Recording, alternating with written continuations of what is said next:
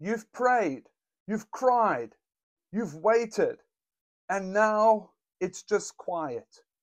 You're asking, where is God?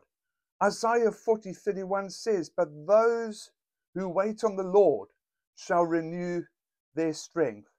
Silence doesn't mean absence. Waiting doesn't mean he's walked away.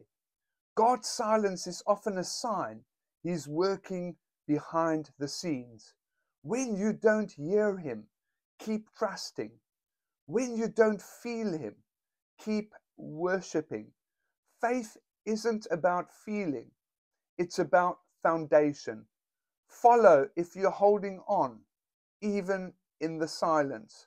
Drop "I'm still trusting" in the comments if you know he's still moving, even when you can't see it.